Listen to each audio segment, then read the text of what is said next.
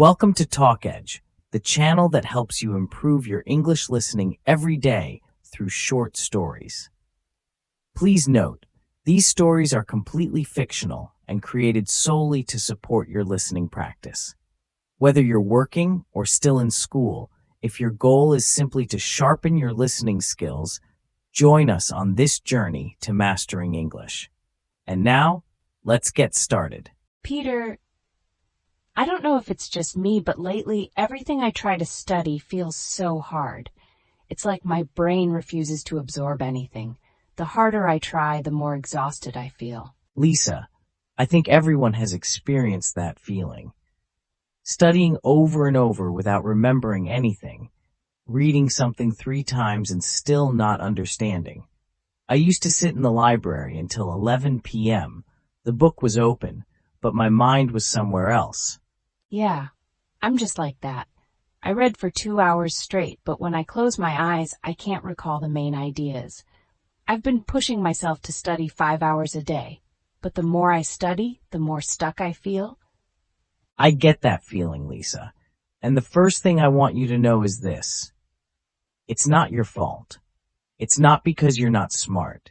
It's not because you're not trying hard enough. It's because you're studying in a way that doesn't align with how your brain works.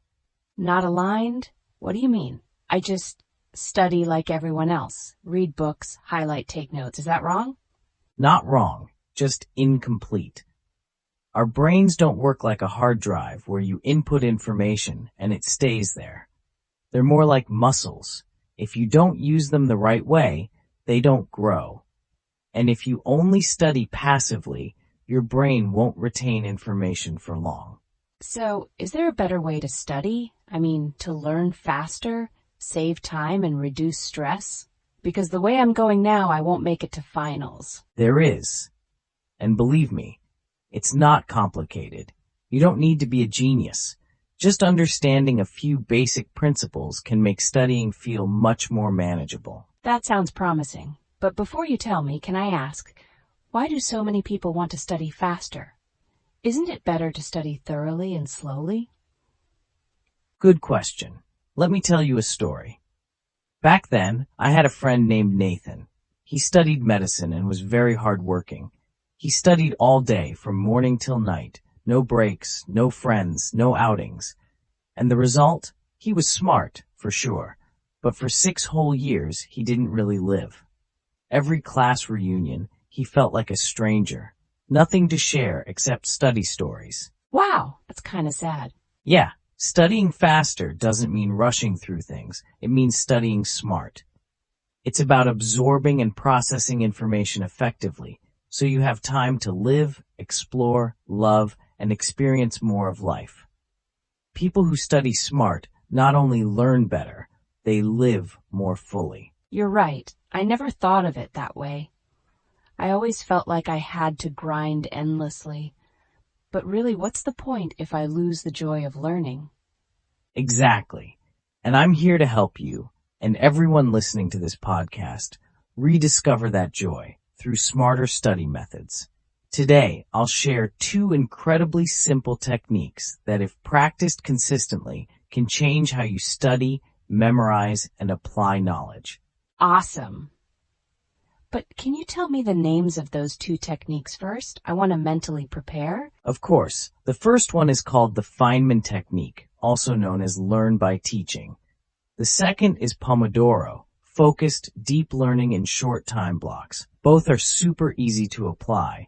No fancy tools, just commitment. Sounds exciting. I'm ready, Peter. But can I ask you something personal? Go ahead. What's the real reason you're so passionate about helping people learn faster? You seem deeply invested in this. Because I used to think I was a slow learner. I almost dropped out because I felt like I wasn't smart enough. Then I changed how I studied and realized not only could I learn, I could excel. And I believe if it could happen for me, it can happen for you and for anyone listening right now. That story is truly inspiring. I can't wait for the next part. Then keep your headphones on and get your pen and paper ready. We're about to dive into the first technique, how to learn like a scientist, even if you're not Einstein. So, Peter, can we start now with the first technique? The Feynman technique, right? Exactly. This is one of the simplest yet most powerful learning methods. It's named after the Nobel Prize-winning physicist Richard Feynman. What made him special wasn't just how brilliant he was, but how clearly he could explain complex ideas in simple terms. That sounds interesting. So how does this method actually work? It's built on a simple rule. If you truly understand something, you should be able to explain it to a 10-year-old. In other words, don't just learn to remember, learn to teach. When you try to explain a concept using plain words, you're forced to understand it on a deeper level. I realize now I often study just to pass exams. I memorize formulas, but when someone asks me to explain them, I freeze. And that's the point. If you can't explain it, it means you don't fully understand it yet. But once you try explaining it, your brain starts reorganizing the information, connecting ideas, creating links, and building your own language around it. That's when learning becomes real understanding. So what exactly should I do to apply the Feynman technique? There are 4 steps. 1. Choose a concept you want to learn. 2. Try writing it down or saying it out loud, as if you were teaching someone who knows nothing about it. 3. Whenever you get stuck, pause, go back to your source, and study again. 4. Once you understand it better, simplify your explanation. Use relatable examples or analogies. Like, if I'm learning about supply and demand in economics, I could pretend I'm explaining it to a kid selling lemonade. Perfect example. Instead of saying market equilibrium, you could say, if you sell lemonade for too much, no one will buy. Too cheap and you won't make a profit. But if you find just the right price, people buy and you still earn. That's market equilibrium, but in simple words. Simple, clear, memorable. That sounds like it might take more time at first, but I bet I'd remember it much longer. Exactly. This is deep learning, not fast cramming. But once you get used to it, your speed actually improves. You'll remember faster and apply what you've learned better too. Could you share a real story where you used this method? I want to know how it worked for you personally. Sure. When I was studying cognitive psychology, there was this chapter on long-term memory structures that I just couldn't grasp. So I stood in front of a mirror and tried to explain it like I was teaching a child. I said, imagine your brain is a library. The shelves are topics, the books are memories, and the librarian is your attention. By turning abstract content to something visual and simple, I not only understood it, I remembered it clearly during the exam and even used the metaphor in my answer. That story is really inspiring. I think a lot of people can relate. I want to try this tonight. Start with something small, maybe present simple versus present continuous. Try explaining it out loud or writing it like you're tutoring a friend. Don't be afraid to stumble. Each mistake shows you where you need to go deeper. I'll try. It might feel awkward at first, but I can see how it'll help in the long run. Exactly. And the more you use the Feynman technique, the better your communication, logic, and public speaking skills will get. So this isn't just about studying, it's a life skill too. Absolutely. Learning to teach builds confidence and helps you share knowledge with others. That's the mindset of a mature learner. Thank you for explaining everything so clearly. I'm really looking forward to the next method, the Pomodoro technique. That's coming up next.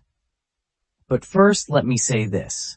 The Feynman technique is one of the most powerful tools you'll ever use, and all it takes is a pen, paper, and the commitment to truly understand, not just memorize. Peter, are we talking about Pomodoro now? I've heard of it before, but never really tried it seriously. That's right. The Pomodoro technique is a famous time management method. It helps you study more effectively without burning out. Can you explain it more clearly? I just know it's 25 minutes of study and 5 minutes of rest, but I don't get why 25. 25 minutes is the ideal length of time for your brain to stay focused without getting tired. It's just long enough to get into deep concentration, but not so long that you feel exhausted. What about the 5-minute break? Is it just to rest your brain?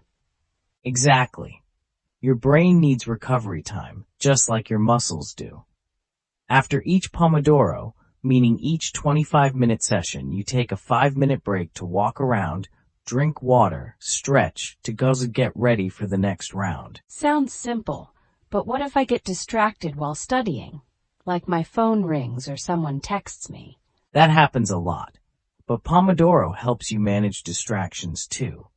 During those 25 minutes, you make a commitment. Nothing interrupts this. You can use a countdown timer, turn off phone notifications, and set clear goals for that session. What if I lose focus in the middle? Do I have to start over? No need to be too strict. If you get interrupted, just note the reason, take a short pause, and return to the task.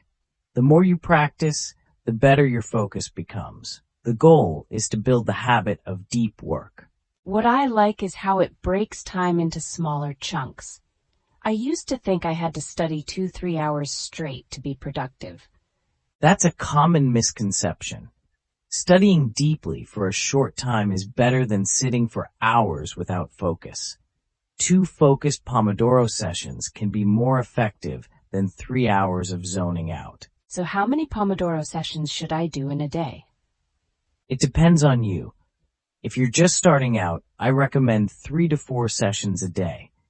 After every 4 Pomodoros, take a longer break, 15 to 30 minutes.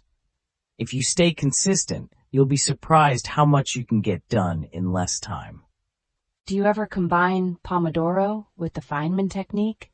I do. For example, I'll use one Pomodoro to read and understand, and the next one to explain it back using Feynman. That way, my brain processes and reinforces the material, double the results. Honestly, after hearing these 2 techniques, I feel like I can restart my study routine in a much calmer way. No more battle mode. Exactly. Studying doesn't have to feel like a war. It can be a peaceful journey, as long as you learn the right way. Thank you so much, Peter. I'll try both techniques starting tomorrow. Awesome. And remember, what matters isn't how long you study, but how you study. Study smart, live fully. Yeah, I won't let studying take over my life anymore. Thanks for the inspiration. I'm always here to support you and everyone listening to this podcast. See you next time, where we'll explore more strategies to learn faster, remember longer, and become the best version of ourselves. Peter, I've got another problem. Pomodoro really works for me, but every time I start studying, my phone lights up, emails, messages. I keep getting pulled away from my study flow. You're not alone, Lisa. We're living in an age where attention is a precious resource, and every app is fighting to steal it. Exactly. Sometimes I just want to check my schedule for 2 minutes, and then 30 minutes later, I find myself watching cat videos online. I get it. That's the slippery slope effect. And it's not your fault. It's how technology is designed to be addictive. So, how do I fight back? Are there any methods to help me stay fully focused while studying? Absolutely. Today I'll share 3 simple but powerful strategies to protect your focus. Awesome. Let's hear it. First, create a distraction-free zone. Before you start studying, clean your desk, turn off notifications, or move your phone to another room. You can also use the focus or do not disturb mode on your phone. I usually turn on silent mode, but I still peek. It's such a hard habit to break. I get that. In that case, try using focus apps like Forest or Cold Turkey. They block distracting apps while you study. You'll grow a virtual tree while you stay focused, fun and productive at the same time. Sounds cool. What's the second strategy? Second, Study according to your body's natural rhythm. Try to study when your brain is most alert, usually in the morning or early afternoon. Don't force yourself when you're tired. So true. At night I get stuck scrolling TikTok, but in the morning I feel way more focused. Then take advantage of those golden hours. 1 hour of deep focus during your peak time can be more effective than 3 hours at night. Thanks so much, Peter. I'll try all 3 methods. If I stick with them, I think I can really become more focused. I'm sure you will. Focus is a skill, not a talent, and anyone can train it. Thanks for always being here and helping me see learning in a healthier way. It makes me happy to see your progress. In the next episode, I'll share some common traps that slow us down, bad habits we fall into that keep us stuck. Don't miss it, Lisa. Thanks for sticking with us and listening to the end of today's TalkEdge episode. Don't worry if you didn't understand everything or only caught a little. I truly believe that with consistent practice, your listening skills will improve a lot. So keep going. You've got this. If you found today's content helpful, don't forget to follow and share it with your friends who are also learning English. That's all for now. See you in the next episode. Keep listening. Keep learning.